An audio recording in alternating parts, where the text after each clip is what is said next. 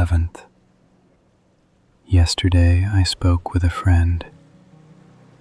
Whenever I talk to them, there's a quiet tension inside me.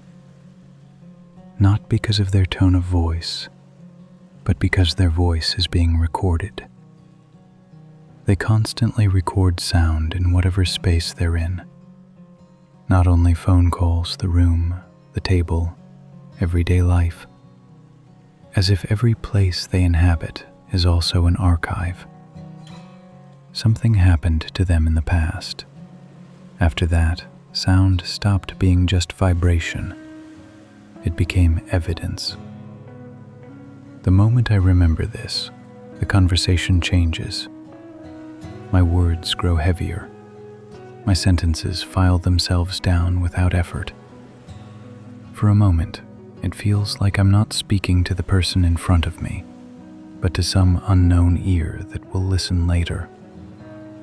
On one hand, I try to understand them. Trauma disrupts the way a person relates to time. The past leaks into the future. A person wants to protect themselves, and when memory no longer feels reliable, they begin to record. But another question keeps circling inside me. If a space is being recorded, does the present still exist there? Or does everything turn into the past even as it's being lived? The hardest part is this. I want to ask them these questions. I really do. But I can't. Because asking why is sometimes not curiosity, but an uninvited entry. And for some people, why doesn't unlock anything. It tightens the lock. So I stay quiet. I speak carefully, and I listen from a distance. Maybe this is how trust is built in the modern world now. One person records everything, while the other slowly withdraws. Yesterday, I realized something. People used to fear being forgotten. Now they fear being recorded. And perhaps this is the real issue. There is a much greater difference than we think between living a moment and preserving it. When I got home in the evening, as I always do, I opened my history notebook. On the page for December 11th, a single sentence stood out. December 11th, 1946, UNICEF was founded. I paused for a moment, because it strangely overlapped with everything I had been thinking about that day. UNICEF was created to protect humanity at its most fragile point. It was born in a world coming out of war, from a collective realization that children's hunger, illness, and vulnerability could no longer be ignored.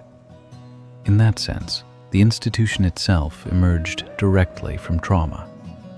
Humanity had understood something important. Some things do not heal on their own. Some wounds require systems. They require memory, monitoring, and record-keeping. But there was always a thin line there, the line between protection and control. To protect a child, observation may be necessary. But when every human life is constantly recorded, does that truly create safety? Or does it quietly shrink the space in which a person can exist? UNICEF placed the most vulnerable at the center. But in the modern world, that center has shifted. Now, vulnerability itself is monitored. Protection has turned into surveillance.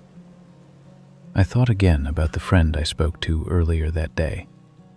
Their constant audio recording wasn't an act of malice. It was a defense mechanism, much like the post-war world trying to protect children from harm. Yet one question stayed with me. When does protection create trust? And when does it create fear? Perhaps this is the difference of our age. In the past, records were kept so things would not be forgotten. Today, records are kept so damage can be avoided. December 11th made me think this. As humanity grew, it built more systems, kept more records, and watched more closely. Yet we still haven't answered the same question. Does recording something truly protect it? Or does it simply make it easier to control? And in the margin of my notebook, I wrote, "Every record that begins with the intention to protect becomes silent surveillance if it is not sustained by trust."